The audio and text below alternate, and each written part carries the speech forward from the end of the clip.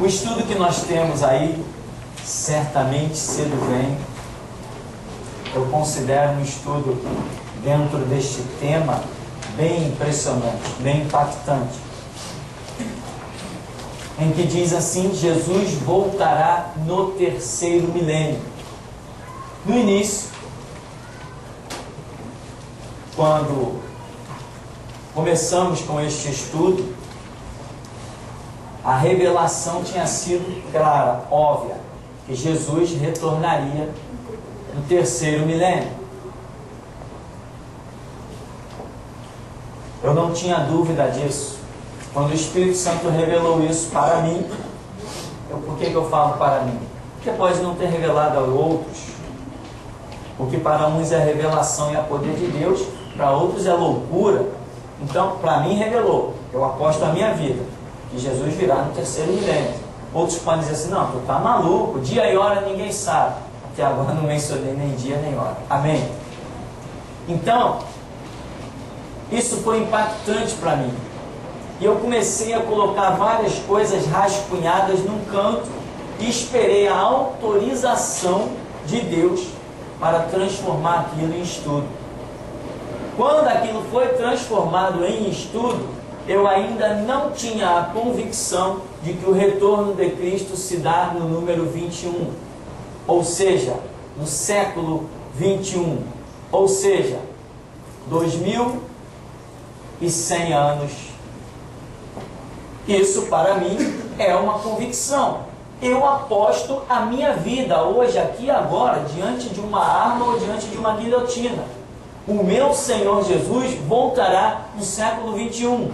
Esse que nós estamos vivendo, esse que estamos atravessando por ele. Aquele dia e hora, ninguém sabe. Eu estou jogando a questão dentro de um século. Ou seja, dentro de um século nós temos 100 anos. Já estamos deixando 10 desses anos para trás, temos 90 pela frente. Mas uma coisa para mim também é certa: ele não vem no final do século. Mas, convicções à parte, cada um tem a Bíblia em suas mãos, cada um tem as portas abertas, que o véu do templo se rasgou, todos têm acesso a Deus. A Bíblia diz que aquele que bate a porta se abre, aquele que busca, encontra. Clama a mim e responder-te-ei. Então, meu irmão, esta é a realidade. Ah, dia e hora ninguém sabe. É verdade, Jesus disse que dia e hora ninguém sabe, mas diz que os sábios discernirão o tempo e o modo. Se eu discerno o tempo, pode ser que eu não discerna o momento exato, mas eu sou capaz de discernir a esfera, o clima, o ecossistema espiritual, vamos assim dizer, se formando, se tornando propício para o retorno de Jesus Cristo. O que é pior? Sodoma e Gomorra ou a cidade que vivemos hoje? Ora, em Sodoma e Gomorra não tinha sequestro. Sequestrar pessoas para arrancar os órgãos dessas pessoas e vender. E quem é que faz isso hoje? Os médicos, porque só eles podem fazer. Ninguém pode sequestrar para arrancar um órgão e vender esses órgãos para outros países se não for médico. Eu não sei operar ninguém. Eu não sei como é que preserva o órgão de uma pessoa. Os médicos fazem isso. Que país é? Que lugar é mais terrível? Sodoma e Gomorra ou que vivemos hoje? Quando você olha os jornais, eu me pergunto por que Jesus ainda não veio. Então, para mim, esse é o tempo, essa é a hora, e daí não vai passar, mas não vai passar de jeito nenhum. Desse século não vai passar. Por isso, eu ousei escrever na placa lá fora: Jesus Cristo volta no século 21. Ousei escrever, e é assim que eu estou vivendo. Eu estou vivendo para qualquer momento os céus se abrirem e a glória de Deus se manifesta e nós dizermos para este mundo: tchau, fui. Já viu escrito assim naqueles carros, né? Fui. E eu também fui. O que ficou para trás ficou. Amém? A minha esperança está lá em cima, não está aqui embaixo. Então esse estudo, irmão, ele vai mostrando vários detalhes, várias simbologias, e o importante é que as pessoas não fiquem perdidas só no estudo. Os estudos, os livros, a própria Bíblia, ela é o sinal para que você penetre as profundezas de Deus.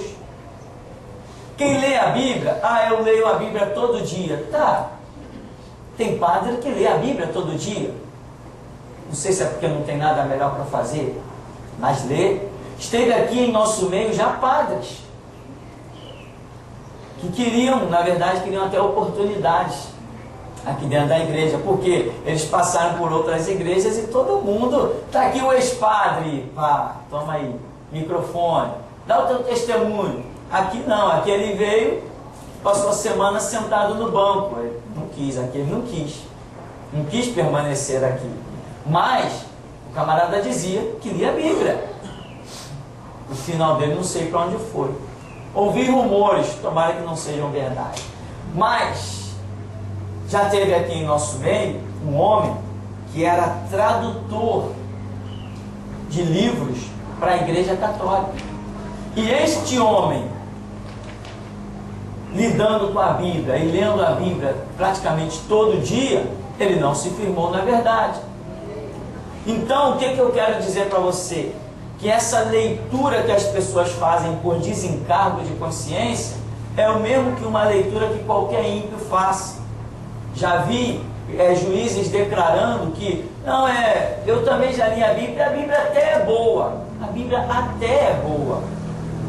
Não, para nós não é a Bíblia até é boa, não é só isso que a Bíblia é para nós. Ela nos consegue livrar do inferno e nos colocar no céu. Então não é um negócio, é bonzinho, a Bíblia fala umas coisas boas. E tem crente que se comporta exatamente assim. Não, eu estou lendo a Bíblia porque, poxa, lá na igreja todo dia fala que tem que ler a Bíblia, então eu vou ler a Bíblia. Aí leu ali, meio capítulo, pronto, hoje eu já li a Bíblia, hoje eu estou bem com Deus, que alívio. Não é essa a visão. Então, esse estudo, como toda a Escritura, ela te dá, ela te dá um passo para você entrar numa estrada. A Bíblia não diz, só como diz Apocalipse, bem-aventurado o que lê. Mas o Senhor Jesus disse, examinai. Não é isso? Examinar, nós sabemos que não é uma questão tão simples.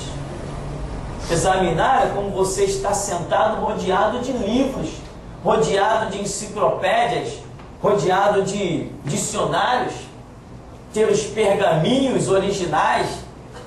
E hoje nós temos isso, sabia? Impressionante.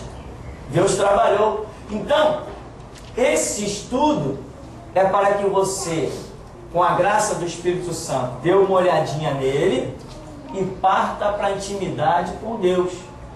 Porque se eu estiver correto, esse estudo, ele não encerra uma questão. Por quê? Porque essa minha época talvez não seja a época do fim, pela idade que eu tenho, mas talvez seja a sua época do fim, pela idade que você tenha. Então, se eu recebi o entendimento de uma parte, como Daniel recebeu de uma parte, a outra geração receberá a parte final. Então isso aqui não é tudo, isso aqui é parte. A consumação, quando estiver exatamente no tempo da consumação de todas as coisas, ali Deus estará revelando o final de todas as coisas. O grande exemplo para mim é Daniel. Os anjos chegaram, explicaram para Daniel, e depois do anjo chegar e dar toda a explicação, o que Daniel disse? Olha, ainda não entendi. Por quê? Porque não era para a época dele, não era para o tempo dele. Mesma coisa, eu posso ter recebido o entendimento de algo aqui, mas dizer que aqui está tudo, não, longe de mim. Não está tudo. Tem muito mais coisas que ainda podem ser reveladas dentro desse contexto do retorno de Cristo. E uma coisa que me tem chamado muito a atenção é que Jesus falou que o servo que não vigiar não vai discernir o tempo do retorno do seu Senhor. Não é isso que diz a parábola? Que o servo que não vigiar será pego de surpresa.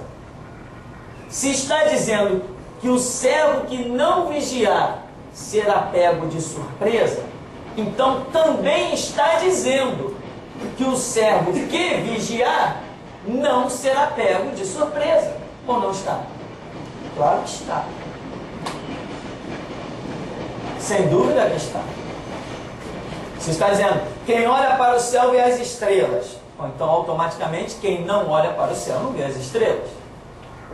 Você está dizendo, o servo que não vigiar será pego de surpresa. Então eu entendo que o servo que vigiar não será pego de surpresa. Ainda que Jesus não revele dia e hora do seu retorno. Ainda que não seja dia e hora. Mas que ele vai mostrar as proximidades, o clima, a formação de todas as coisas, isso ele vai. E hoje nós, geração Jesus Cristo, temos discernido um tempo muito especial que as outras igrejas não discernem. Quando as pessoas me ouvem falando mal das igrejas, eles até rejeitam a pregação. Não, que isso? Falando mal das igrejas? Esse título eu não abro mão dele. Esse eu não abro mão. Hoje mesmo eu estava falando com Jesus sobre ele. Esse eu não abro mão, esse é meu. Esse eu não abro mão. Eu sou o homem que fala mal das igrejas. E acabou a história, dou em quem doer. Eu não abro mão desse título. Então veja bem, hoje nós discernimos um tempo que é o tempo propício para a manifestação de Cristo. Apostasia.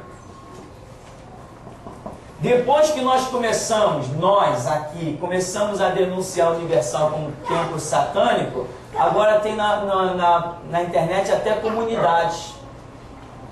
IURD satânica, tem até comunidades, não fui eu que fiz. Mas quando eu pela primeira vez falei que a Universal era um templo de Satanás, só faltaram vir aqui me matar, me pregar na cruz ou me jogar na guilhotina. E eu continuei, eu insisti. Eu continuei falando que era um templo satânico, que Edir Macedo tinha pacto com o diabo. Eu continuei. Hoje, você vê na internet, está todo mundo falando, mas quem começou fui eu. Então, hoje nós estamos discernindo o tempo da apostasia. E o mais brilhante para discernir o tempo da apostasia, você tem que discernir os apóstatas. Se você não discernir, uma coisa está ligada à outra. E hoje nós conseguimos denunciar os grandes nomes do Evangelho como apóstatas. Silas Malafaia, Guilhermino Cunha, Miguel Ângelo, Benihim, Billy Graham, os grandes nomes do Evangelho, apóstatas. Isso aqui, deixa eu te dizer, não é para qualquer um. Discernir estes homens como apóstatas tem que conhecer Bíblia e tem que ter intimidade com o seu Senhor. Então, meu irmão, o discernimento desse tempo é que Paulo diz, olha, a volta de Jesus será precedida do anticristo, a manifestação do homem do pecado, mas antes virá a apostasia. Aqui, nós estamos aqui, já chegou a apostasia. O próximo passo é manifestação do homem do pecado e nessas entrelinhas o arrebatamento. O anticristo reina por 7 anos. No final desses 7 anos vem a guerra do Armagedon. Então vem a manifestação de Cristo aonde? No Monte das Oliveiras. Nós estamos daqui para cá. Não estamos daqui para cá. Não estamos. Estamos vivendo o tempo da apostasia, em que as pessoas são convidadas para dentro da igreja para receber cenas de magia negra. Sabonete vermelho para lavar a alma, é a rosa ungida, é a pedra que veio do Rio Jordão, é a água que veio não sei da onde, é o banho da cachoeira, é passar dentro do túmulo de Lázaro. Já viram isso por aí? o túmulo de Lázaro agora, fala só assim, para ficar sepultado lá dentro, né? É a porta da prosperidade. O camarada constrói uma porta de madeira, com ela toda bonita, joga um manto vermelho por cima dela, a porta da prosperidade. Isso é a apostasia, em que Paulo diz assim, a apostasia é qualificada da seguinte maneira: a apostasia não é simplesmente pessoas que largam a fé, não é isso que a Bíblia diz. A Bíblia diz que a apostasia são pessoas que largam a fé, dando ouvidos a doutrinas de demônios. Não é simplesmente a pessoa largar a fé e ser tipo um desviado, viver a sua vida. Não, ele larga a fé, mas ele dá ouvido a doutrinas de demônios. Isto é a apostasia. E o que são doutrinas de demônios? Todos esses rituais que a Universal tem feito, é o pão ungido, isso aí lá na magia negra já tinha, né? O dia do Santo Antônio, se levava um pão para ungir lá dentro do terreiro. A aliança política é doutrina de demônio. Se você ainda não estudou isso, vai ter oportunidade de estudar, que nós temos aula de história da igreja que não vai mais parar neste lugar. Então você se esforce para ser alvo destas ministrações. Tem muitos livros aí que falam isso, e nós nas aulas vamos elucidar para vocês. Então, aliança política é doutrina de demônio. Você já deve ter visto Silas Malafaia, né? Votem nesse aqui. Esse aqui é homem de Deus. Esse aqui promete e cumpre. E o homem de Deus que ele está apresentando é o principal defensor da bandeira do homossexualismo. E por aí vai. Então, meu irmão, esse é o tempo que nós estamos vivendo. A apostasia. Então, qual o degrau que falta? A qualquer momento, a aliança com os judeus vai trazer o anticristo ao cenário mundial. Aliás, que se você tem internet e está por dentro dessas informações todas do que está acontecendo ali no Oriente Médio. Então, daqui para frente surge o anticristo, arrebatamento da igreja. Depois de 7 anos do reinado do anticristo, Jesus se manifesta para pôr fim à guerra do Armagedon. Isto é o inabalável da Escritura. Isso é o que já foi revelado. Agora, as pessoas têm que discernir o tempo que estão vivendo. Se estamos na apostasia, o que a igreja precisa? Restauração. Aí é o período que nós estamos repetindo isso, é o período que está compreendido, em que a Bíblia diz que a lei durou até João Batista, que foi o restaurador da nação de Israel. E ele disse: após mim vem aquele cujas sandálias não sou digno de levar. Logo depois dele veio quem? Jesus. Então a lei durou até João. De Jesus, sua morte para frente, nós temos o tempo da graça. E o tempo de João Batista? Foi o tempo da restauração de Israel. Foi o tempo de anunciar que ele vinha. Tentou restaurar, como a Bíblia diz, converterá o coração dos pais aos filhos, dos filhos aos seus pais. Quer dizer, uma restauração de conceitos e de princípios. João Batista foi enviado com este intento, para daí Cristo se manifestar e instituir uma nova era. Hoje nós estamos pregando, dentro do tempo da apostasia, a restauração, e brevemente haverá uma manifestação terrível do homem do pecado. Quem deu ouvidos à restauração, sobe. Quem não deu ouvidos à restauração, mas não sobe para canto nenhum, só se o inferno fosse para cima. Mas não sobe mesmo. Não vai ter ninguém arrebatado que não tenha comprado a visão da restauração. Mas não vai ter mesmo. Eu recebo o desafio de anjos ou demônios. De anjos ou demônios. Quem não entrar na visão da restauração não será arrebatado. O mundo vai chorar como nunca chorou. Porque o dia do arrebatamento é chamado de o dia da vingança do nosso Deus. Ora, o dia do arrebatamento, o dia da vingança do nosso Deus, Deus vai se vingar de quem? Do seu povo. Porque, assim como ele se vingou de Israel, ou não se vingou, você pode assistir o filme A Lista de Schindler, você vai ver que Deus se vingou do seu povo, sim. Se vingou, eles não disseram: caia sobre nós e nossos filhos o sangue desse justo aí, desse homem aí. Caiu. Caiu porque a profecia dizia que sobre quem aquela pedra caísse, seria reduzido a pó. Era isso que dizia a profecia a respeito de Cristo? Que os judeus clamaram, caia sobre nós, caiu. Então, enquanto Jesus não se manifestar no milênio, a história da nação judaica é a mesma que ele fez com a figueira. O que ele fez com a figueira? Amaldiçoou. Eles vão viver debaixo de maldição até clamarem e reconhecer que aquele que manifestou-se com os sinais dos cravos lá no Monte das Oliveiras, eles foram culpados da crucificação dele. Enquanto eles não reconhecerem isso, maldição e horrores estão determinados para a nação de Israel. Então, meu irmão, só um resumo do ponto de vista.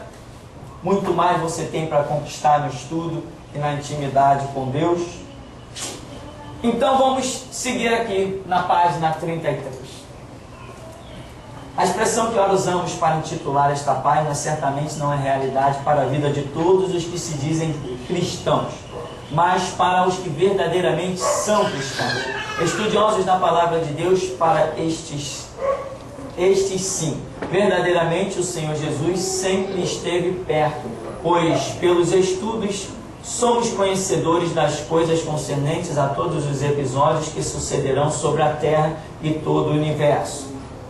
Quando questionaram o Senhor Jesus a respeito da sua volta e do fim do mundo, este apresentou a resposta não com fatos da cronologia humana, daquele dia e hora ninguém sabe senão o Pai, mas sim com o propósito espiritual do Pai, ou seja, quando o Evangelho fosse pregado no mundo inteiro. Só um detalhe aí para falar um pouquinho sobre a volta de Jesus propriamente dita, porque as pessoas confundem o que?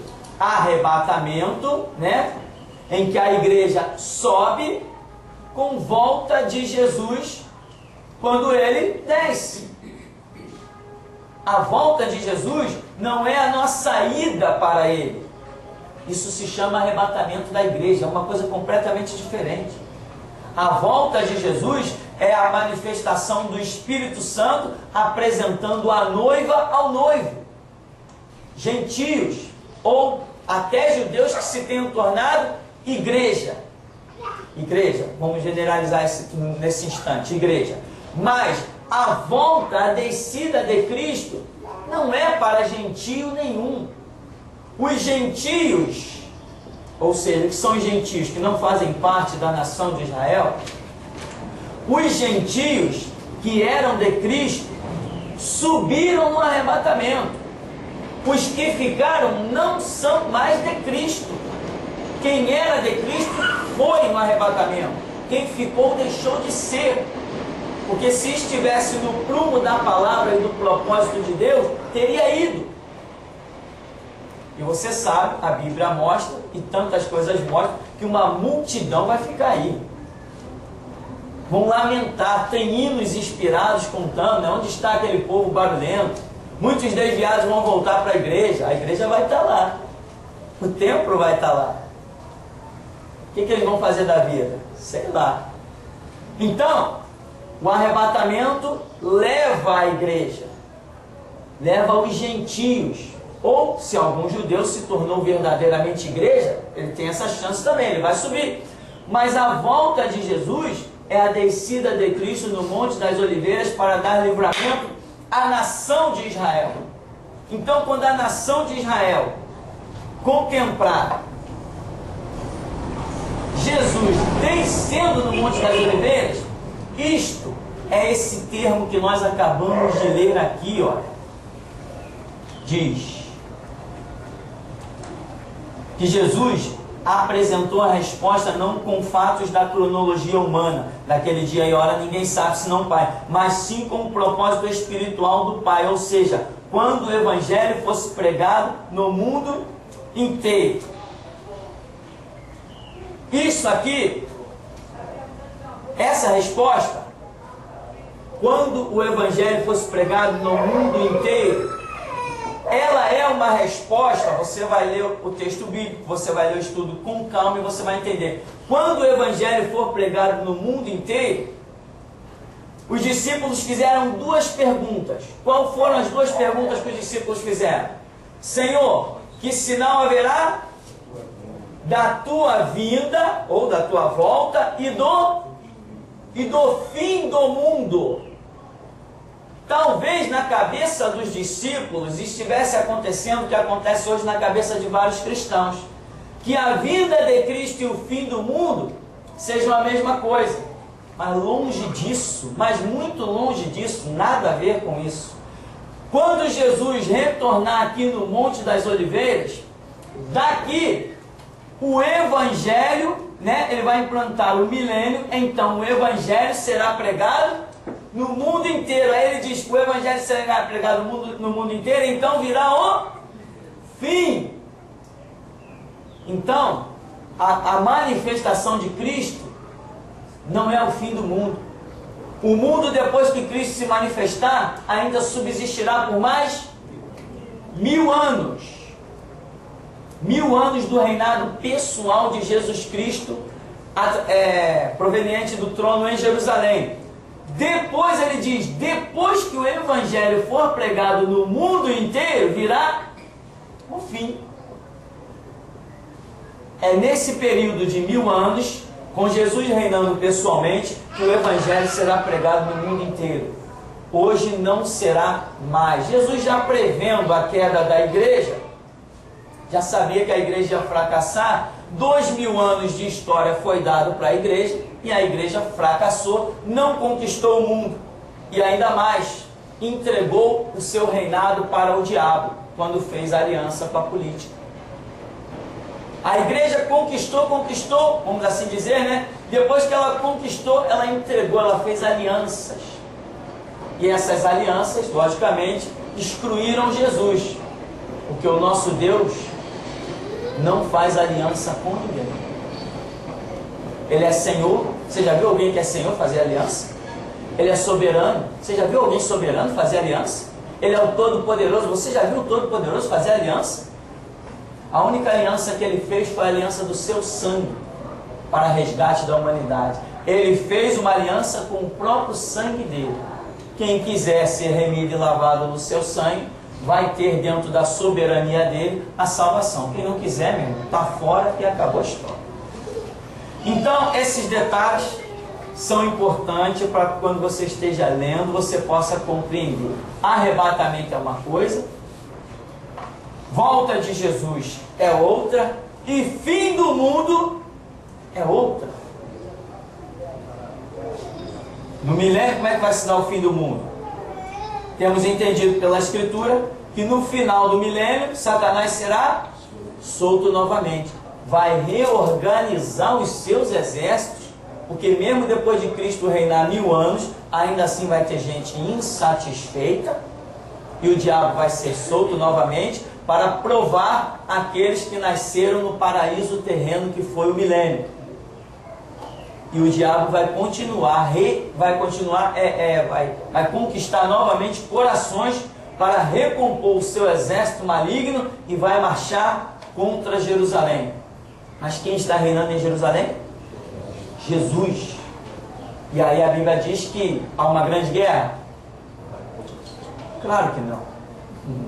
Cai fogo do céu e consome os inimigos. Aí cumpre-se o que Jesus disse: o céu e a terra passarão. Apocalipse 21 diz: eis que vejo vir a nova Jerusalém, Vejo essa nova Jerusalém. Não é, para mim não é. Outros podem ter outra opinião. Para mim não é. Não tem nada a ver com este mundo. Nova Jerusalém é uma cidade espiritual, pois a Bíblia diz que o artífice e construtor é Deus. Então, se foi Deus que fez essa cidade, ela não pode, como dizem alguns, penso eu, totalmente equivocados, uma cidade espiritual vir repousar sobre um mundo material. Não tem como. É ilógico. É fora do pensamento humano. Mas é isso que alguns dizem, que a Nova Jerusalém é uma cidade espiritual que vai repousar sobre a Jerusalém terrena. Só se for na cabeça dos meus filhos, isso aí entrar na minha, não entra não. Fusão do natural com o espiritual, cidade, não. Eu prefiro ficar com a palavra de Jesus, que o céu e a terra passarão. Amém? Então vamos seguir aqui. Se você tiver alguma pergunta, você pode acenar e fazer a sua pergunta, colocar a sua colocação, que certamente vai enriquecer, amém? Nós temos condições de observar todas as opiniões. Muita gente liga para cá, cheio de dúvida. Eu digo assim, irmão, vem no seminário. Vem no seminário, porque aí você faz as suas perguntas, tem liberdade. Nosso seminário é como nenhum outro. Todo mundo tem liberdade de falar, colocar a sua opinião. E eu ainda digo para a pessoa, e eu acredito que nós aprendemos com o ponto de vista de todo mundo, desde que não contrarie a Escritura. Amém? Temos pergunta?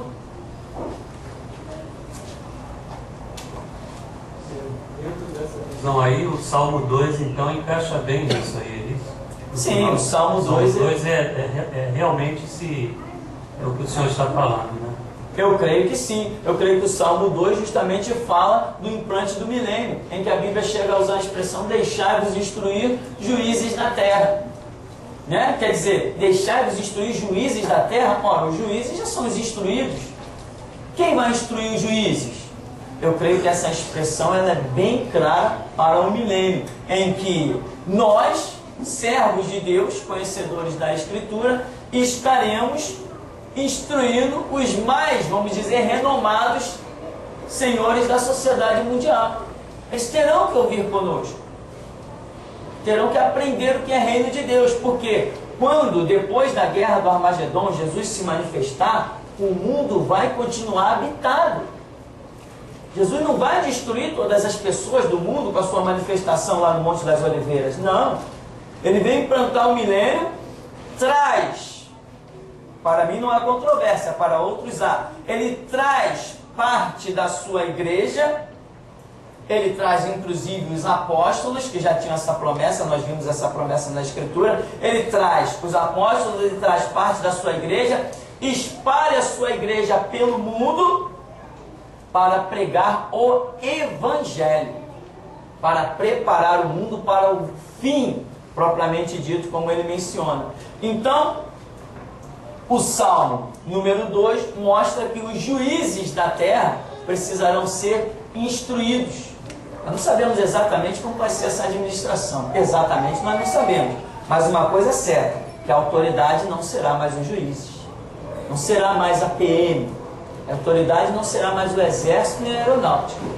Se hoje já não são perante a igreja, imagina no milênio com Cristo, depois da manifestação em que ele destrói no Vale do Armagedon todo mundo simplesmente com o resplendor da sua glória. O Espírito Santo vai estar de uma maneira tão sobrenatural na nossa vida, que se alguém intentar qualquer coisa com palavras, a gente neutraliza. Em Apocalipse 3:3 diz que se a gente vigiar, nós saberíamos o tempo. Eu queria saber se é dia e hora ou se é tempo e modo. Apocalipse 3:3. Nós vigiarmos. A vigilância é completa, né? Como eu já mencionei, uma das parábolas que Jesus cita aqui. Nós temos que vigiar para discernir tudo. A igreja é aquele povo que sabe o futuro. Deixa eu te dar uma notícia bem triste, irmão. Se você não sabe o futuro, você não é igreja. Você pode aceitar essa palavra? A Bíblia é um livro que fala das coisas futuras? Você tem que saber o futuro, que a Bíblia está revelando o futuro. Apocalipse não fala do futuro? Mas eu não entendo Apocalipse. Não entende porque não está se dedicando devidamente. Porque a própria palavra Apocalipse significa o quê? Revelação. Não é revelação que ninguém entende? Que besteira Deus dar um livro desse, já que ninguém entende. A questão é que Deus só derrama água sobre o sedento. Entende? Então, só para concluir aqui, você tem que saber o futuro, porque o Espírito Santo, a Bíblia diz que não há Deus como o nosso Deus, que desde o princípio ele já anuncia o fim. E ele anuncia o fim aonde? Na sua palavra. Você tem a palavra dele aí na sua mão? Então eu acredito que você tem que saber do futuro, você tem que saber do fim. Essa parte aí, deixai-vos instruir, juízes da terra, vai lembrar aquela passagem de Cristo com Nicodemos, que ele disse que é nascido da carne é carne, que é nascido do Espírito é Espírito. Então, a sabedoria desses juízes é carnal, a nossa é espiritual. Então, eles serão instruídos na sabedoria do Espírito, que é a nossa sabedoria. Exatamente. Deixa eu dizer mais uma coisa para você. Segura aí na cadeira.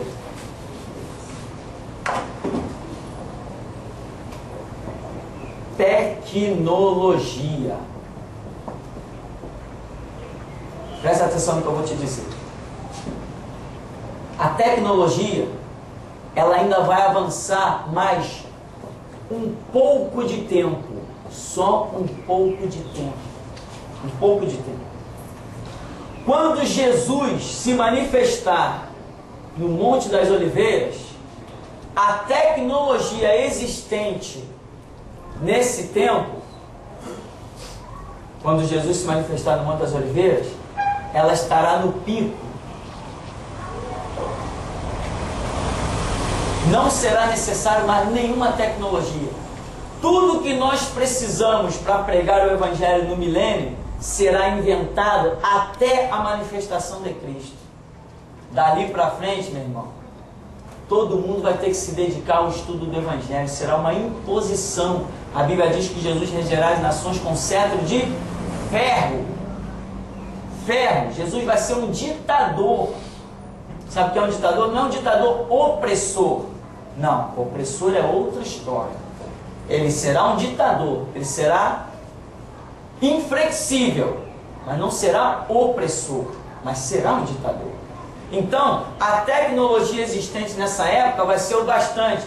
TV, rádio, internet e tudo que está sendo inventado nesses dias, você deve ter reparado que o avanço tecnológico deu cada pulo fora do comum.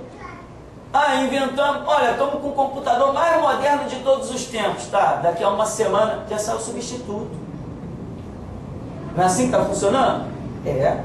Olha, veio a TV plasma, a TV tela plana, saiu a LCD. Ficou todo mundo decepcionado, mas eu paguei 5 mil nessa TV, agora joga ela no lixo, ninguém quer mais. Não é assim que funciona? Aqui, ó, quando Jesus se manifestar, é como que a tecnologia já estiver completa, preparada para que ele reine no milênio. Porque Jesus reinará no milênio em carne e osso. Carne e osso, aquele mesmo corpo que ele se manifestou por 40 dias depois da sua ressurreição. Esse corpo. Então, como ele estará em corpo, ele vai reinar fisicamente de um lugar físico, e a sua igreja, voltando em corpo físico, vai estar espalhada no mundo. O que é que nós vamos usar? Vamos entrar lá na melodia. Finalmente essa rádio vai ser evangélica. Amigo, dá licença. Vai ser assim. Pode acreditar. Eu vou chegar lá na El Shaddai, se você quiser ir comigo, tu pode ir, eu sei até onde é. Vou chegar lá na El Shaddai, ó, o homem mandou dizer, vamos usar isso aí. Dá licença. Não, pois não. Você sabe que nós vamos ouvir. Vamos chegar lá na Globo, né? Os marinhos já saíram do trono nessa época, mas nós vamos chegar lá. E vamos dizer, olha, nós vamos usar isso aí. Entendeu, meu irmão? Vai ser assim. Mas aquele satélite lá, pode trabalhar aí pra gente. Quer trabalhar ou eu boto outro? Não, eu trabalho. Então eu trabalho. Senão a gente arranja outro. Vai ser assim que a coisa vai funcionar no milênio. Então vai ser ditadura, mas não opressão.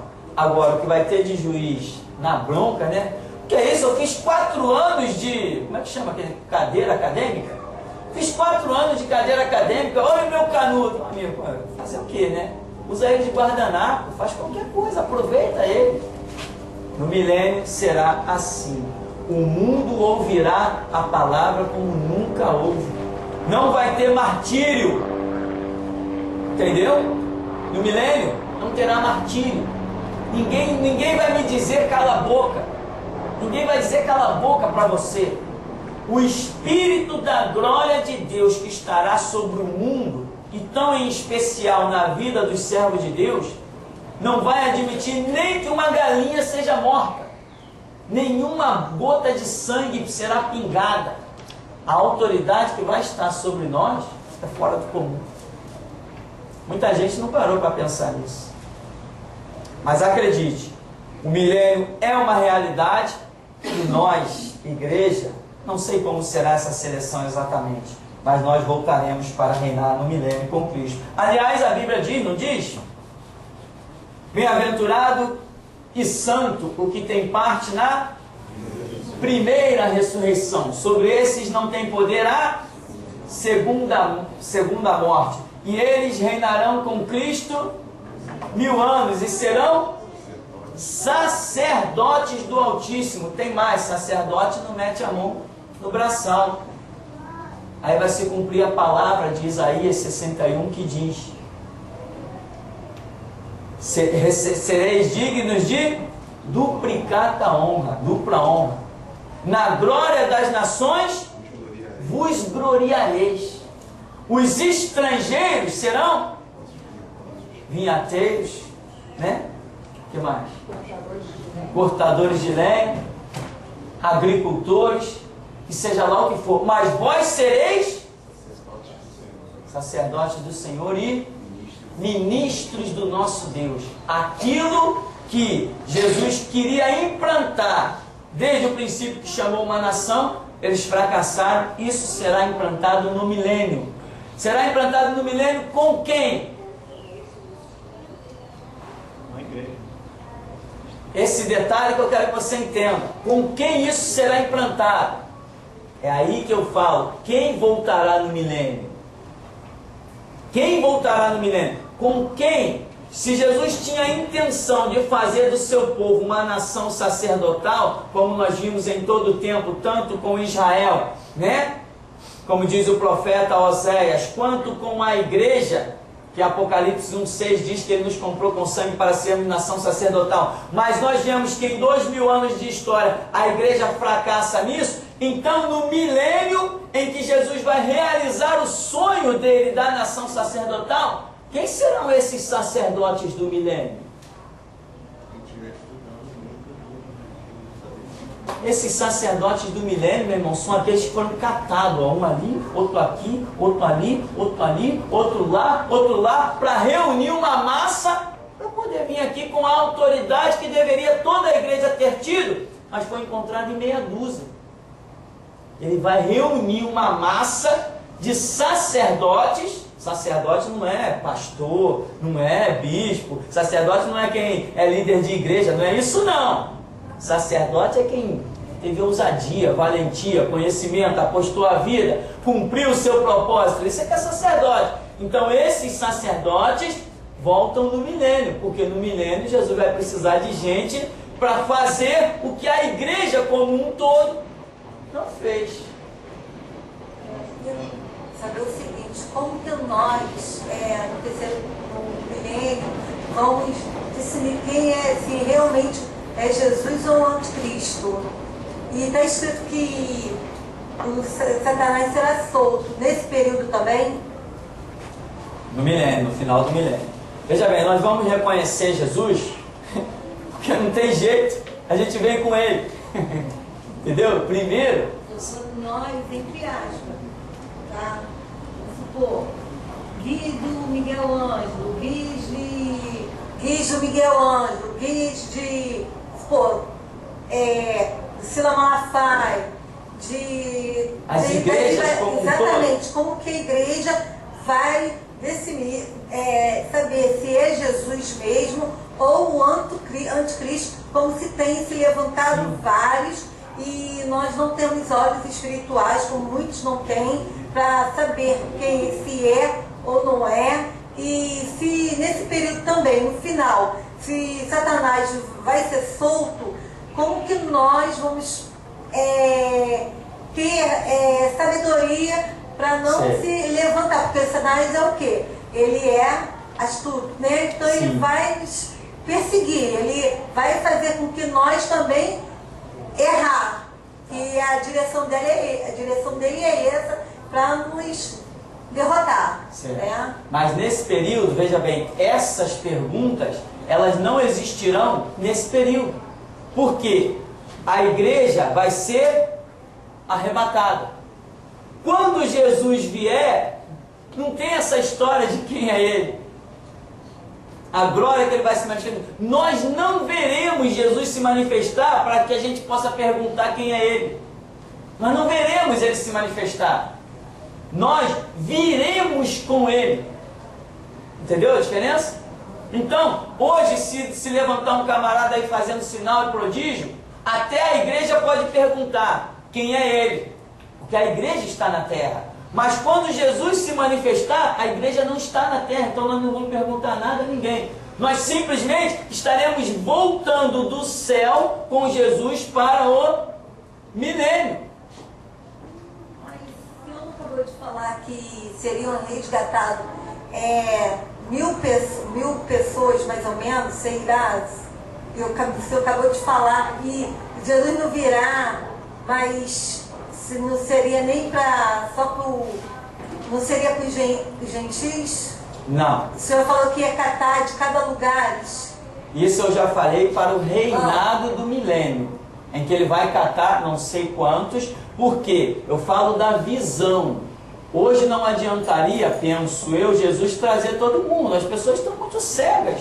As pessoas imaginam Jesus trazer uma pessoa que passou a vida inteira carregando a rosa ungida. O que essa pessoa vem fazer no milênio? Na verdade, essa pessoa nem chegou no céu. Ela não é salva.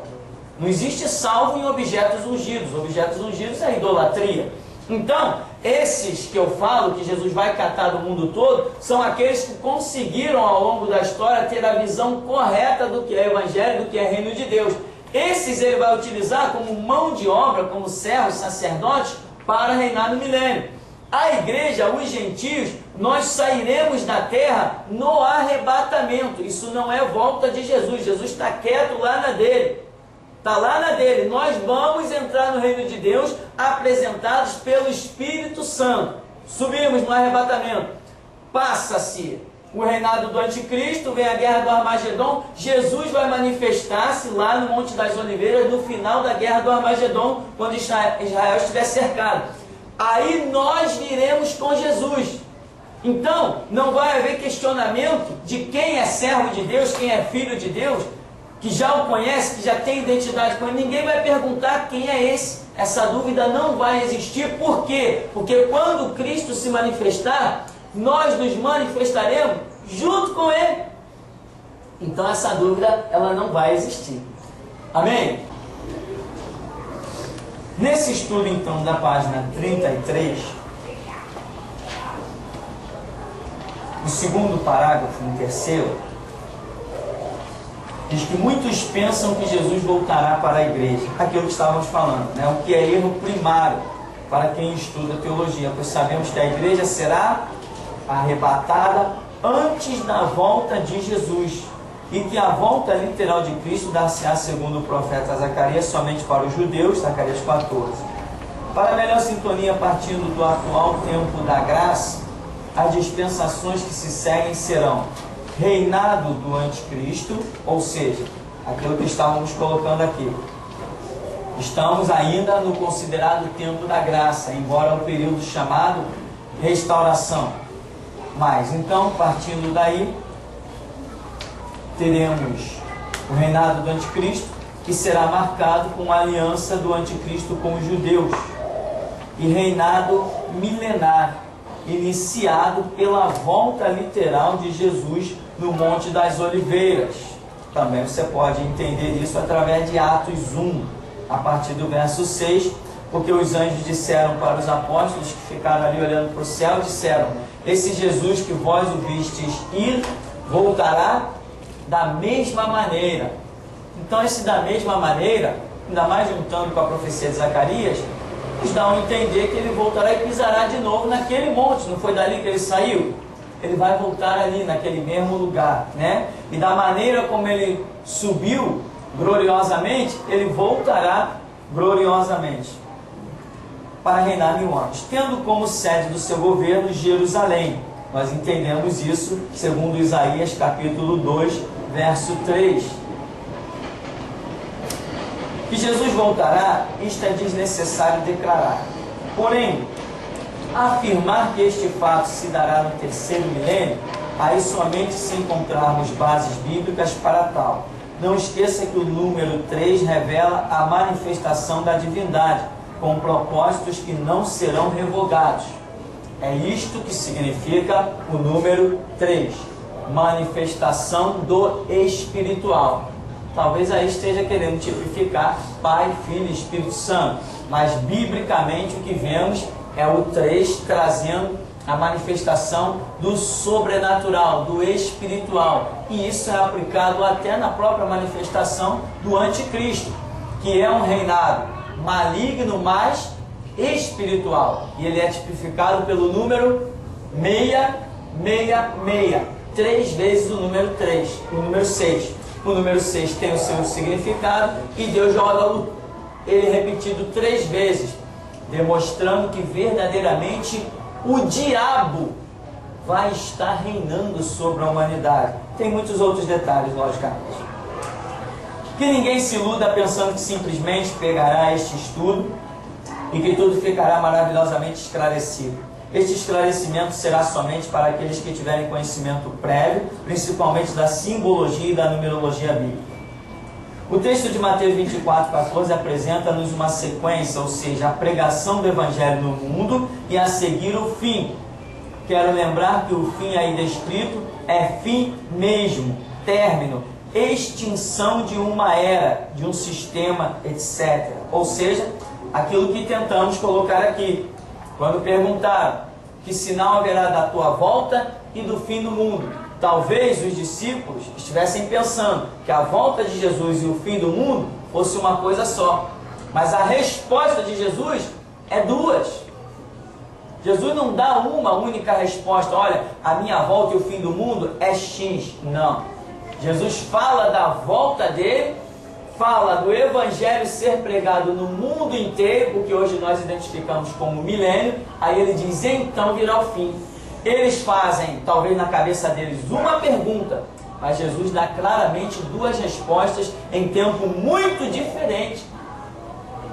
E até hoje tem crente achando que a volta de Jesus e o fim do mundo seria a mesma coisa.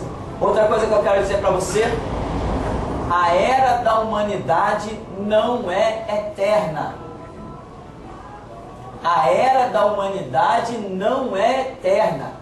Haverá um tempo em que não existirá mais homem, ser humano, como isso que nós nos vemos, somos dia a dia. Isso vai acabar, isso não é eterno. Isso tem fim já, no calendário de Deus já está marcado dia e hora para pôr fim a isso. A humanidade não é eterna. O eterno que somos é aquele corpo que será revestido do incorruptível, do espiritual e que não habitará neste planeta. Este planeta, esse sistema solar, as galáxias, o universo, isso tudo deixará de existir. O sistema solar, as galáxias, elas estão aí como testemunho em que os céus manifestam a glória de Deus e o firmamento anuncia as obras das suas mãos. Essa grandeza toda que está aí desse universo é para dar testemunho também para a humanidade de que há um Deus tremendo, né? Mas a gente ainda vai encontrar alguém, não sei nem se essas pessoas têm cérebro, que acreditam na teoria do Big Bang. Houve uma explosão, daí se formou os planetas. Que coisa maravilhosa. Não sei como é que uma pessoa pode conceber uma ideia dessa. O Big Bang. Houve uma explosão, tá? Uma explosão de quê? Porque se essa explosão gerou planetas, ela tinha que ser uma explosão física, né? Eu acho que aqui ninguém trabalha na Rede Globo, né, para acreditar numa loucura dessa. Então, o camarada acha que houve uma explosão no universo, mas ele não diz o que explodiu. Porque dessa explosão saiu o Sol, que é físico, saiu a Terra, Marte, Júpiter, Saturno, Urano, Netuno, Plutão, a Lua, né? Tem planetas que têm 9 luas. Todo esse físico saiu de uma explosão. Explosão do nada. Quer dizer, é a teoria do Big Bang. Aí as coisas ficaram tão organizadinhas como estão, e caíram dentro de uma órbita. Imagina, a Lua, ela gira sempre naquele mesmo lugar, meu irmão. Que explosão abençoada, não? A Terra, ela gira sempre naquela mesma órbita. Que coisa! Ela não sai, não escapa, está presa ali, como se uma linha estivesse segurando ela. O Sol, ele gira sempre há milhares e milhares de anos. Ele não sai desse, ele gira sempre ali, sempre ali, sempre ali. Eita bendita explosão, né?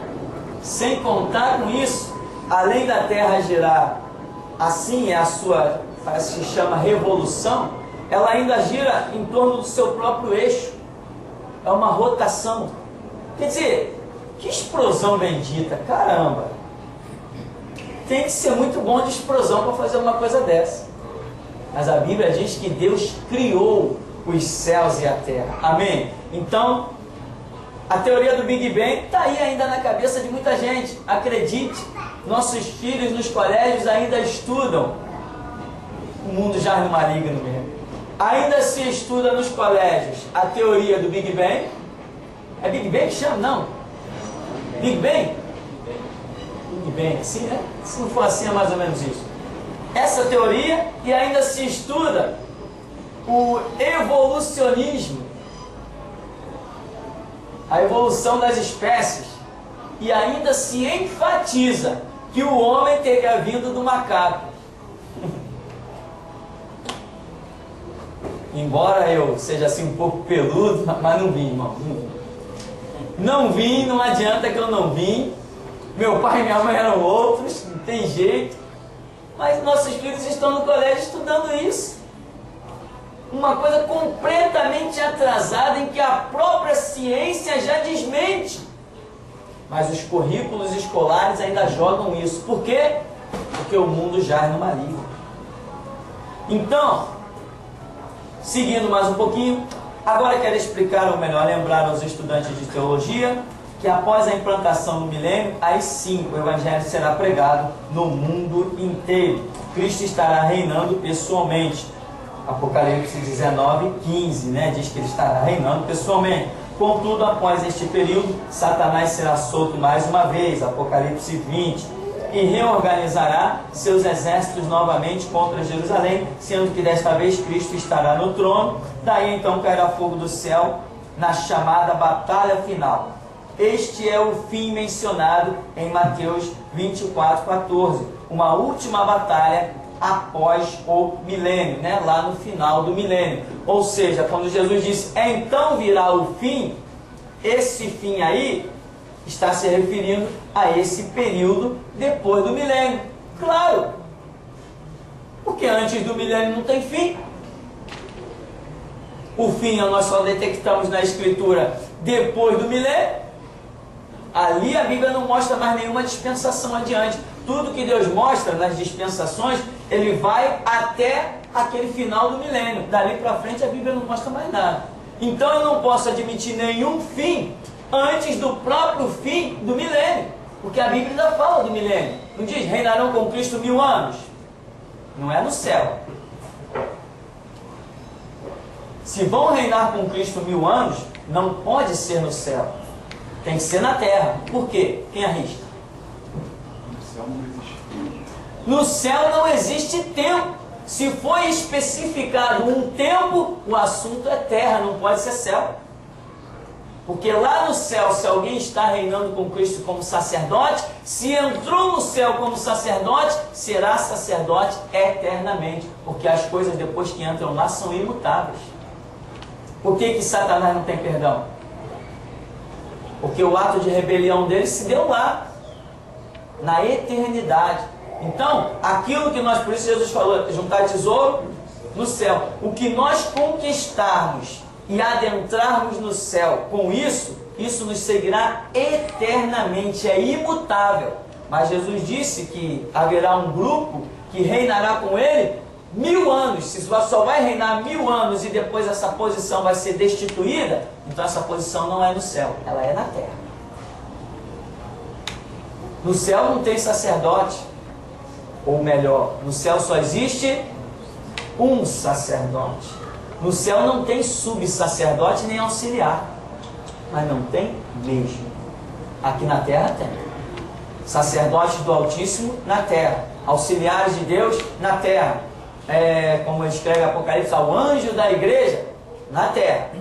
Todas essas posições espirituais nós temos aqui na terra. Lá no céu é galardão, é outra história completamente diferente. Mas a posição de sacerdote demonstra uma superioridade. Não demonstra? Na terra demonstra. Na terra demonstra uma posição diferente. Mas lá no céu, essa posição diferente não está vinculada a sacerdócio. Ela está vinculada a quê? A galardão. Entendeu? Então, são coisas, acredite, muito diferentes. Então, quando a Bíblia diz reinarão com Cristo 1000 anos, não é no céu, definitivamente não pode ser no céu. Tem que ser na terra. Então, após esta brevíssima introdução, vamos aos textos que provam que o Senhor Jesus Cristo voltará nesta terra neste terceiro milênio. Se no começo, meio e fim, isto veremos com o que dizem os textos bíblicos, mas que será neste milênio, isto é certo. O primeiro interessante fato é que os judeus estão no ano 5766, parece que agora já pularam mais um pouquinho, né? Porque não podemos crer que no ano 6000 do calendário judaico alguma coisa possa acontecer, né? Quer dizer, quando os judeus entrarem, penso eu, quando eles estiverem, vamos dizer, no que seria dentro do ano 6000 da contagem deles, dos judeus, 6 é o número do homem. Esse 6000, pelo calendário judaico, pode mais uma vez estar tipificando, na verdade é o que os judeus estão esperando. Quem já viu entrevista com os judeus, principalmente a internet está cheia delas, e alguns documentários, eles estão aguardando Yoshua HaMashiach. Aliás, Yoshua HaMashiach não, estão aguardando HaMashiach, o Messias. Mas não Yoshua, porque Yoshua é Jesus. Então eles estão aguardando o Messias. Estão lá todos empolgados, preparando as talhas, preparando os adornos do templo, estão confeccionando todo o material para que o templo seja erguido, porque eles estão esperando Jesus brevemente para vir reinar com eles, implantar o reinado sobre a terra e reinar com eles, dando privilégio à nação de Israel. Coitado deles. Mal sabem eles que só meia dúzia vai ficar de pé. O anticristo vai dizimar quase todo mundo. Zacarias capítulo 14, Zacarias capítulo 12, conta horrores que vão acontecer com a nação de Israel antes que Cristo se manifeste no Monte das Oliveiras. E Cristo se manifestará no capítulo 14. 14 é o número da restauração. Significa que antes foi tudo dizimado, foi tudo destituído, foi tudo arrasado. Então, ele virá e reinará sim com os judeus depois de restaurá-los, depois de ensinar-lhes o Evangelho, porque no milênio não vai ter nenhuma pregação de judaísmo. Se agora ela já não vale, que dirá no milênio? Jesus é o sacrifício eterno. Se ele é sacrifício eterno, o judaísmo não tem mais vez. Porque o judaísmo ele se baseia numa lei de sacrifícios. Então o judaísmo não tem mais brecha, não tem mais razão de existência.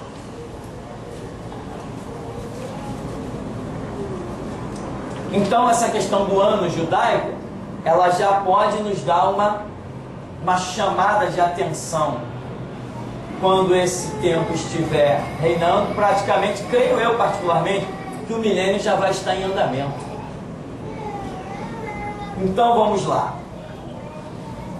Sabemos 6 é o número que representa o homem, e o Senhor estará reinando em carne, como homem, pois também em Lucas sua genealogia é remontada até Adão, e o próprio Senhor ali se intitula Filho do Homem. Quero, porém, ressaltar que este é apenas um ponto de vista que tem. Todavia, não ouso pensar que o retorno de Cristo ainda demorará tanto. Quando Israel foi incrédulo quanto às narrativas dos espias na questão da terra prometida, lá em Números 13, Deus determinou que por cada dia lhes daria 1 ano de castigo. E diversas partes da Escritura vão nos fornecer a simbologia de que para Deus um dia é como 1000 anos e 1000 anos como um dia, segundo Pedro 3,8. Portanto, é hora de examinarmos os textos bíblicos. Aqui nós temos alguns textos que vamos examinar para concluir o nosso estudo. Oséias capítulo 6, temos uma particularidade de que Deus com o povo judeu. Primeiro, que ele fez a ferida e a ligará. Quando que Jesus fez essa ferida em Israel? Eu coloquei aí, quando ele amaldiçoou a figueira. Se ele amaldiçoou, é como uma ferida. E quem pode restaurar de uma maldição? Ninguém, se não for o próprio Deus, porque se ele amaldiçoou, essa ferida é eterna, enquanto ele não quiser sarar. Porque ninguém pode combater o que ele determina. E ele determinou que por Israel prevaricar e o negar, eles estariam debaixo de maldição. É a simbologia da figueira. A figueira representa a nação de Israel, desde Juízes até Apocalipse demonstra essa simbologia. Então Jesus disse: nunca mais nasça fruto de ti. E os discípulos viram que a figueira secou, murchou, secou, acabou. Então Israel hoje está debaixo de uma maldição, isto é, uma ferida. Quem fez essa ferida? Deus. Deus fez essa ferida. E só Ele ligará. Quando que Ele ligará? Ou seja, quando que Ele vai restaurar, curar? Quando Ele implantar o milênio de novo e reinar a partir da nação de Israel. Então diz, depois fica revelado que depois de 2 dias e ao terceiro dia, ou seja, estes 2 dias são 2000 anos consumados, porque diz, depois. Porém, o terceiro dia é o terceiro milênio em meio, durante, ao qual Cristo voltará, onde é dito, viveremos diante dele, judeus remanescentes e gentios que retornarão, segundo o Apocalipse. Né? Judeus remanescentes, aqueles que permaneceram lá de alguma maneira, guardando algum conceito que agradou a Deus, não vamos entrar nesses detalhes agora, mas os gentios também retornarão. Isso vai se dar, o reinado milenar vai ser com essa base, de judeus restaurados e gentios que retornarão com Jesus Cristo. Gentios que retornarão. Nenhum dos gentios que estiverem aqui vão tomar parte nesse início de reinado. Gentio, qualquer gentio que estiver no mundo, está desclassificado e desqualificado. Vai precisar que eles sejam pregados o Evangelho. E tem mais. Se por aventura algum de nós sobreviver bem ali, bem juntinho, ou seja, for arrebatado, e alguns cristãos, alguns não cristãos, melhor dizendo, que nós conhecermos naquele período exato, se sobreviverem atravessando o reinado do anticristo, quando nós voltarmos no milênio, podemos encontrá-los aí. Vai ser um choque, não vai? Mas isso é bem possível. Em uma outra oportunidade a gente explica esse detalhe. Então aqui, irmão, o que acontece? Quando diz assim, como é que diz a profecia de Oséias? Depois de 2 dias e ao terceiro dia. Ora, depois de 2 dias é o terceiro dia. Então quando a Bíblia diz depois de 2 dias e diz ao terceiro dia, a Bíblia está falando uma coisa só. Não está? Claro, depois de 2 dias e ao terceiro dia dá no mesmo. Só que 2 situações diferentes acontecem. E é por isso que Deus usa essa expressão, para demonstrar o depois de 2 dias. Depois de 2 dias, o que eu diria como depois de 2 dias? Se eu estou mostrando a simbologia dos 2000 anos, aí eu vou colocar o depois de 2 dias, se 2000 é o século 20, depois de 2000 eu entro para o século 21, ou seja, em 2100 anos. Depois de 2 dias é uma referência à igreja, mas ao terceiro dia é uma referência a Israel. Isso aqui me dá um choque. Vamos assim dizer, a gramática de Deus, o conteúdo literário de Deus, me deixa chocado. Porque você lendo em uma primeira mão, você simplesmente está querendo, você vai achar que Deus está sendo enfático e redundante para dizer a mesma coisa. Mas quando entra a revelação, você vê que Deus não perde tempo, Ele não está repetindo. Ele está querendo dizer, depois de 2 dias, porque é uma referência dos 2000 anos que Ele deu para que a igreja sobrevivesse, mas Ele está demonstrando depois, então quer dizer, a igreja ainda tem mais um pouquinho de tempo. Eu estou botando 100 anos, mas eu não acredito que sejam 100 anos. Então Ele está colocando, depois de 2 dias, fazendo referência à igreja, de uma operação com a igreja. E ao 3º dia, já está entrando propriamente no 3º milênio, que é um tratado com a nação de Israel, em que ele diz que vai restaurar a ferida no 3º milênio. Porque a visão de Israel é muito diferente nessa contagem do que a nossa. Então, igreja e Israel, simbolizados na mesma profecia. Isso aqui não é tudo, não estou falando tudo. O tudo você vai descobrir na sua oração e no seu estudo. E por mais que eu até pense que fale tudo, impossível. Amém? Porque a Bíblia sempre diz, clama a mim e responder-te-ei, anunciar-te-ei coisas grandes e firmes que tu ainda não sabes. Então aqui diz que viveremos diante dele. Quer dizer, como está demonstrado que gentios voltarão e que judeus também permanecerão, eu coloquei aí, judeus e gentios estarão reinando com Cristo no 1000 anos. Com o profeta Jonas há também muitas simbologias, mas é importante perceber que a Escritura registra a ocorrência do clamor de Jonas, quando então declara ter ele recebido a manifestação do Todo-Poderoso. Por que não pensar que Jonas representa Israel e que este seu clamor tenha ocorrido no 3º dia? Sendo este pensamento muito aceitável, por que não aplicar a simbologia deste 3º dia com o 3º milênio, quando os judeus que foram lançados nos mares, nações, cercados de aflições, em virtude da guerra do Armagedon, clamarão pelo seu Messias? Aquela situação de Jonas, lembra? Engolido não por uma baleia, mas por um grande peixe. Mas não espalha isso por aí não, deixa os céticos continuarem a criticar, né? Uma baleia só passa uma sardinha na garganta, mas passou Jonas. Não na baleia, num grande peixe, amém? E há fotos de peixes encontrados, fotos mesmo, em que abriram a barriga do peixe e acharam um homem lá dentro. Porque existem peixes enormes em águas profundas, a garganta é bem grande, a baleia é imensa, mas na garganta dela não passa nada realmente.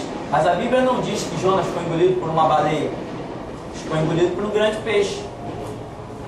Algumas versões erradamente colocaram baleia, mas está errado, foi um grande peixe. Então, essa aflição de Jonas, né? Por que Jonas foi lançado ao mar e engolido por um peixe? Porque ele estava na direção de Deus? Não, porque ele estava em rebeldia. Alguma semelhança com a nação de Israel? Então caiu no mar mas foi preservado pelo peixe, porque no mar ele seria afogado. Houve uma preservação. Ele no interior do peixe clamou. Depois de 3 dias ele foi lançado. Então nós podemos acreditar que o clamor dele possa se ter dado no 3º dia. Ele deve ter ficado um bocado assustado dentro daquele peixe, até ele recobrar os sentidos, hein? Que loucura! No 3º dia, vamos dizer, ele clamou e ele é dado a vida novamente. Então o clamor de Jonas pode simbolizar o clamor de Israel que se dará no 3º milênio, quando ele estiver cercado por mares. O que é mares? Nações. E no 3º dia é aquele clamor que ele faz do Messias, porque a guerra do Armagedon, como diz a profecia, farei que todos marchem contra ti e saibam que eu te amo. A guerra do Armagedon vai estar cercando Israel de uma maneira sobrenatural. Isso aqui com Jonas está tipificando o clamor que a nação de Israel vai ter, mas também está demonstrando as aflições por que ela vai passar. Já pensou uma pessoa 3 dias dentro de um peixe? Que loucura! Deve ser uma coisa realmente fora do comum. Alguém quer ver a experiência aí? Aí depois volta aqui para contar como é que foi. Então, irmão, esse é um detalhe. Mais adiante, mais uma vez no Evangelho de Lucas, no capítulo 2, no verso 42, fala de Jesus com 12 anos. Sabemos que 12 significa a plenitude, é a ação direta do Todo-Poderoso, e neste caso profético é também a plenitude dos tempos. No verso 46 de Lucas, capítulo 2, fica evidenciado que Jesus foi encontrado ao 3º dia, e diz que foi achado no templo, daí sairá o seu governo para todo mundo. Isaías 2,3. É dito ainda que ele estava no meio dos doutores, ouvindo-os e interrogando-os. E por fim, Jesus ainda disse que lhe cumpria estar na casa do seu Pai. Esse fato de Jesus ser perdido por seus pais e ser encontrado no 3º dia é mais uma alusão que os judeus o reencontrarão no 3º milênio. É mais uma alusão, é mais uma tipificação. E o que Jesus estava fazendo? Respondendo e interrogando a quem? Os doutores da lei. Então, esse fato também é intrigante, porque um dia é como 1000 anos. Nós já começamos o estudo demonstrando essa simbologia. Dentre os muitos sinais que provam que Cristo retorna neste 3º milênio, o mais maravilhoso é o que está contido em sua própria pessoa, pois sabemos que o Senhor Jesus foi crucificado na sexta-feira e que o sábado seguinte era comemorado com 48 horas por se tratar da Páscoa. João 19:31. Originalmente esta comemoração durava 7 dias, e como a Escritura revela que o Senhor ressuscitou no domingo, logo concluímos que Jesus ficou sepultado por 3 dias, ou melhor, 3 noites e 2 dias. Isto quer dizer que Jesus estará oculto para os judeus por 2000 anos consumados, mas se revelará em meio ao 3º dia, milênio. Você consegue entender isso sem explicação? Consegue, né? Fica fácil? Isso eu acho impressionante, porque se você for consultar direitinho de sexta-feira até amanhã de domingo, você vai chegar à conclusão de que Jesus ficou 3 noites e 2 dias. Esse foi o tempo do sepultamento de Jesus. Mas na manhã do 3º dia, manhã é o começo do 3º milênio. Se é o começo, tem que estar compreendido entre os 100 primeiros anos. Isso é o começo. Em um milênio, mais do que isso, a gente não vai considerar tão começo. Então o começo está compreendido aqui dentro.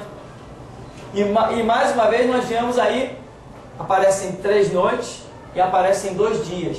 Daí ele ressuscita e se manifesta aos judeus.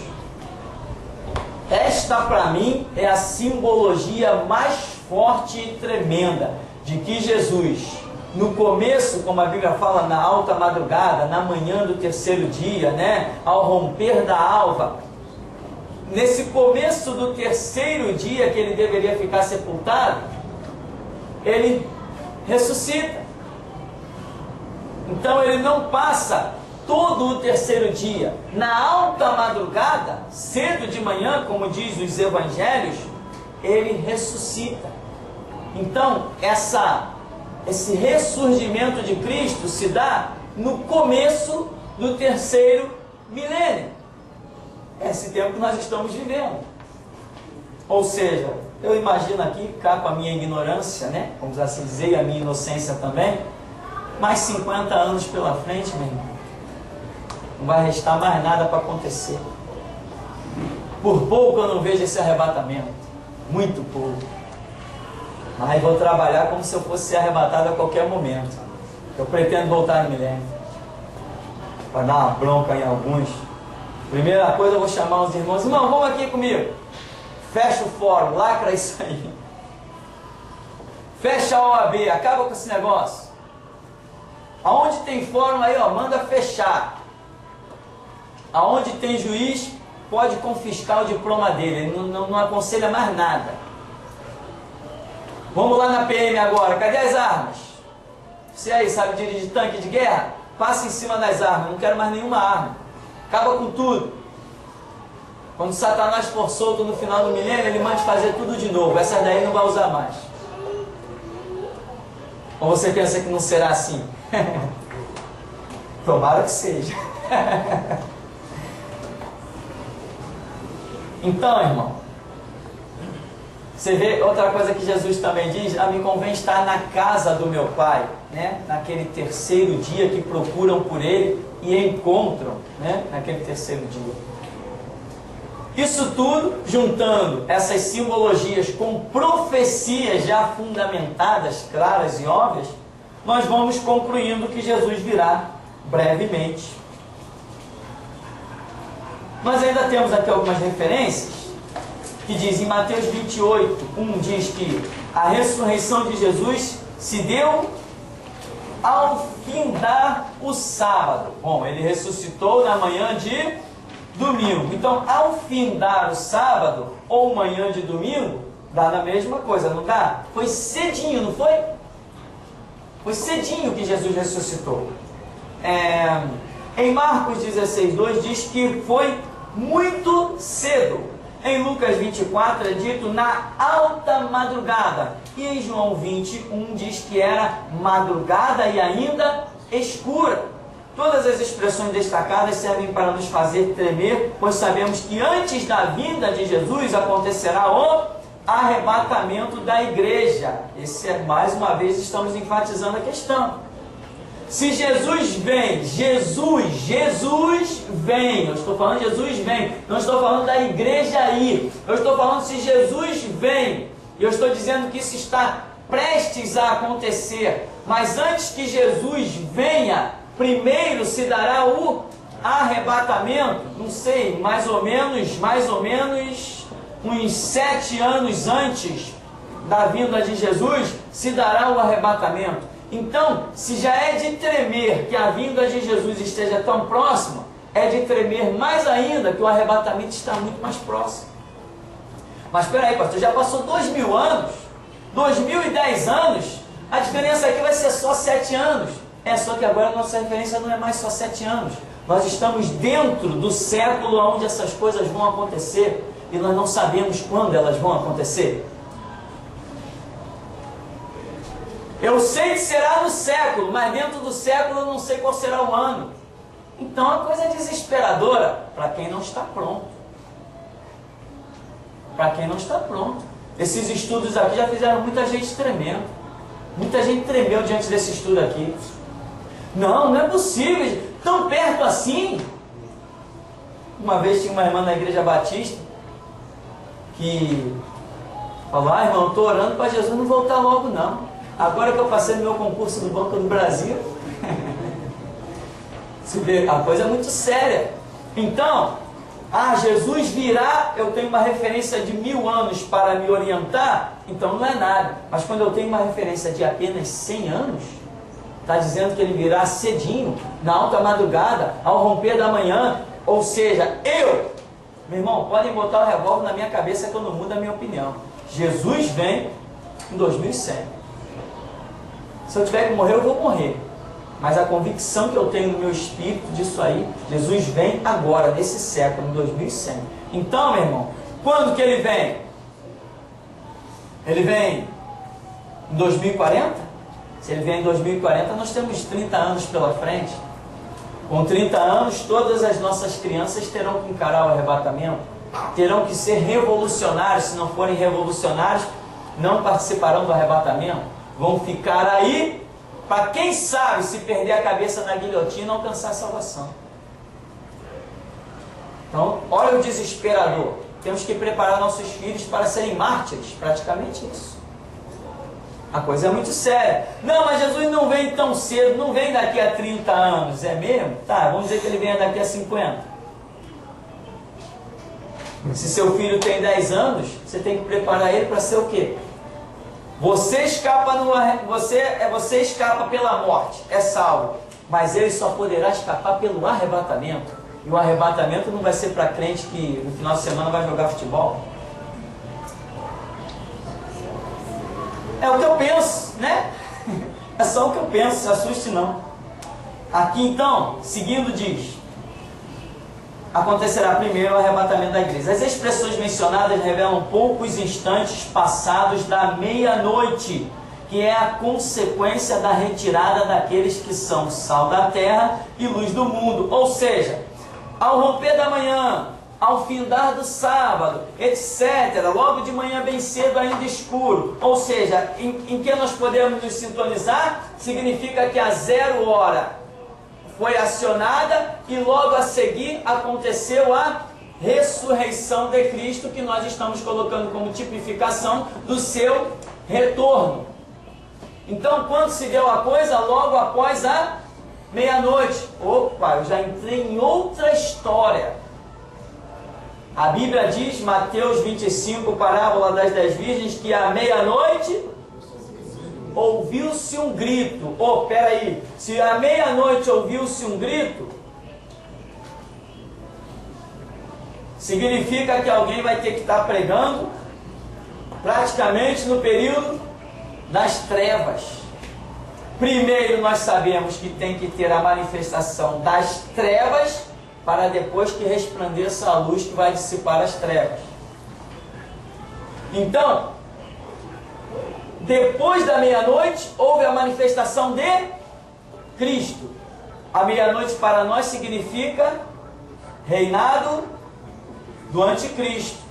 Então está certo, a sua ressurreição demonstra que a sua manifestação vem depois da meia-noite. E nós estamos caminhando dia a dia, estudando e aprendendo que a manifestação de Cristo será depois, logo após o reinado do anticristo. Ou seja, no final do reinado do anticristo, no final desses 7 anos do reinado do anticristo, chamado tempos abreviados, só 7 anos, Jesus se manifestará e o próprio Jesus é quem porá fim à guerra do Armagedon, que é uma guerra organizada por Satanás. Então, quer dizer, diz uma das versões de João que Jesus se manifestou quando estava, diz aqui, na madrugada e ainda escuro. Se ele se manifestou na madrugada e ainda escuro, se ainda havia noite, significa que o anticristo ainda estava reinando. Então Jesus se manifestará quando o anticristo ainda estiver reinando. Beleza, é o que nós temos descoberto. É o que nós temos descoberto por outros caminhos. A simbologia da ressurreição de Cristo, para mim, eu dispensaria até todas as outras passagens bíblicas. Por quê? Talvez você lendo diga, não, é pouco. Mas para quando você recebe a revelação, quando você está lendo e o Espírito Santo está falando contigo, isso é diferente, você não precisa de mais nada. Você vê que hoje as pessoas dizem assim, não, nós não estamos sozinhos neste mundo. Existem milhões de galáxias iguais a nossa, com o Sol igualzinho, com planetas igualzinho. Estão até dizendo que existe objeto voador não identificado. Estão até dizendo que viajaram na nave, que o marciano desceu não sei aonde. Estão até dizendo isso tudo. Então existem outras fontes de vida. Existem para os outros, para mim não. Porque comigo o Espírito Santo falou que não existe. Agora, se outros não receberam a revelação, cada um vai caminhar na fé que alcançou. Então, o camarada pode me dizer que baixou um OVNI ali na Praça Mauá. Não interessa. Que desceu um OVNI ali na Praça 11. Para mim, eu vou continuar morrendo dizendo que não existe vida em outro planeta. Porque ele me falou. Se ele me falou, para mim é o bastante. Então, não é pelo muito necessariamente estudar, mas por você receber a revelação. Se você recebe a revelação, aí você caminha bem. Então, irmãos, isso aqui não estou colocando ponto final, não. Tem muito mais coisa aqui que até poderia ser dita ou estudada, mas isso aqui entra apenas como uma base para que as pessoas vejam a realidade. Então, seguindo aqui.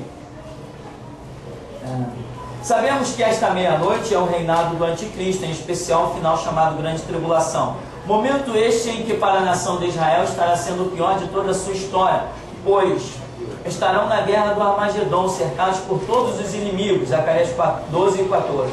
Ou seja, é apenas a confirmação de que Jesus vem realmente juntinho da meia-noite, pois afinal é Ele quem porá fim à guerra mencionada.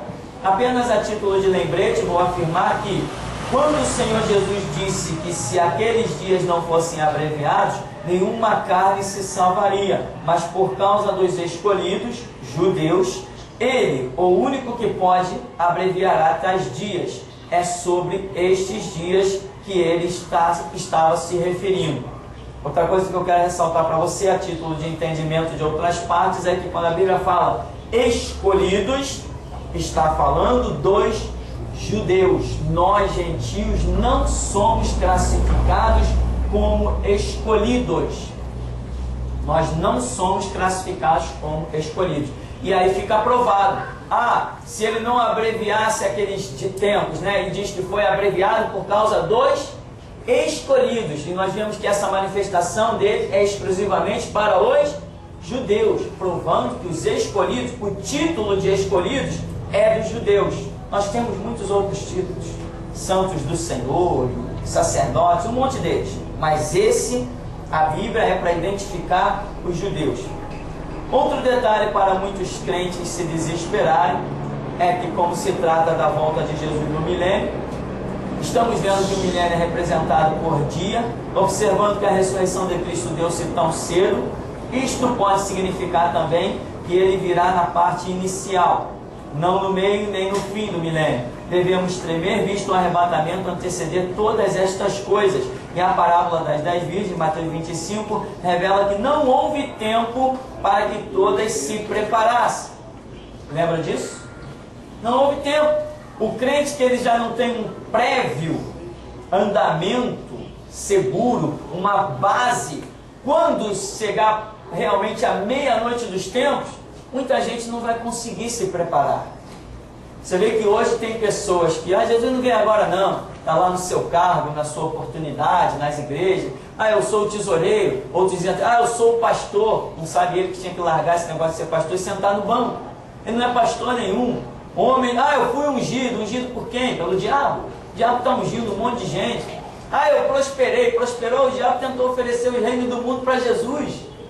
O camarada está se baseando em bases incertas, insólidas. Então ele está levando uma vidinha. Quando ele vê a realidade das coisas, quando ele vê uma igreja a minutos antes do arrebatamento, vamos assim dizer, arrebentando, ele vai querer se voltar para o meio dessa igreja.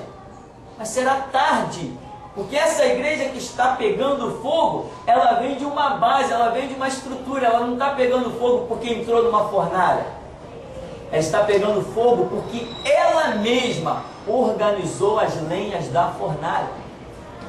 E aqueles que no final dos tempos quiserem se voltar para a voz da restauração, vai chegar uma hora que não vai ter mais tempo. Então alguns, como a parábola mostra, puderam, os prudentes, se prepararam, tinham base, mas outros não teve tempo para eles. Quando eles foram comprar azeite, voltaram e ficaram a ver navios. O que Jesus disse para eles? Não vos conheço. Não vos conheço? Mas a Bíblia diz que era a parábola das 10 virgens. Então eles eram igreja. Mas Jesus disse, não vos conheço. Que eram igrejas fora de um propósito. Amém?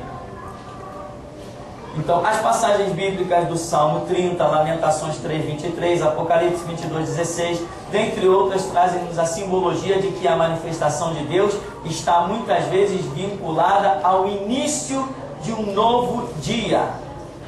Tá? Isso aí é outro detalhe, tá bom? Início de um novo dia. Quer dizer, esses 100 primeiros anos podem ser considerados um novo dia.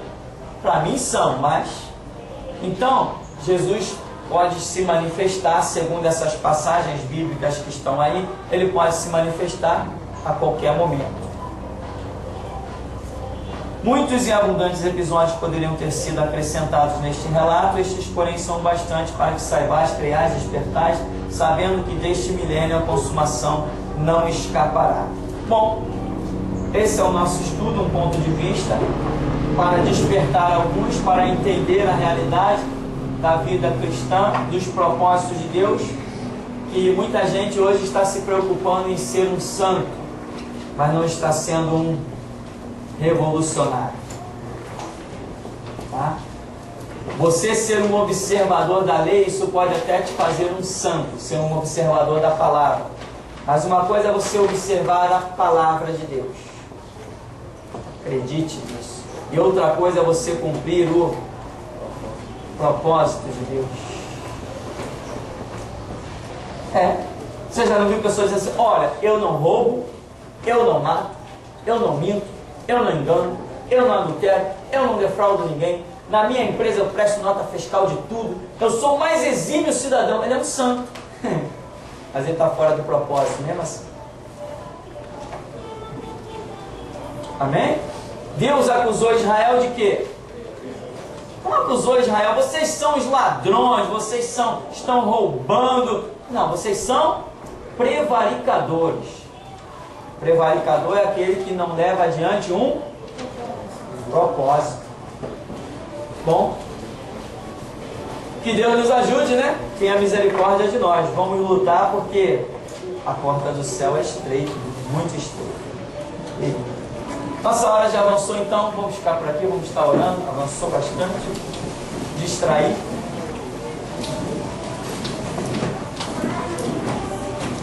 Amado Deus, Pai querido, nós te glorificamos por esta manhã, ó Deus, te rendemos graças e te pedimos, ó Deus, a tua graça sobremaneira. Sabemos que o teu Espírito trabalha, mas queremos repreender em nós mesmos o espírito de mornidão, ó Deus, o espírito de comodismo, Senhor. Clamamos agora pela lavadura do teu sangue, Deus, para que naquele dia não sejamos pegos de surpresa, estejamos incluídos como servos vigilantes, prudentes, Deus, porque nós sabemos que aquele dia é um dia de vingança. Aqueles que a ti não levaram a sério terão a maldição de Eliseu, Senhor, e serão pisados pelas ursas. Por isso, ó Deus, nós te pedimos misericórdia agora sobre nós. Cremos na tua palavra, sabemos que o Senhor se manifestará. Deixe quem quiser zombar, mas nós sabemos que breve os céus se abrirão e nós veremos vindo sobre as nuvens do céu com poder e glória o Rei dos Reis, o Senhor dos Senhores, aquele que se chama Verbo Divino e Palavra de Deus. Por isso nos dá essa graça, faz penetrar sobre nós essa unção, esse conhecimento e este despertamento, Senhor, para que sejamos aquilo que tu espera que sejamos, que não sejamos sábios e santos aos nossos próprios olhos, mas que estejamos incluídos nos teus propósitos. Isso te pedimos, nos despede com a tua graça, em nome de Jesus. Amém.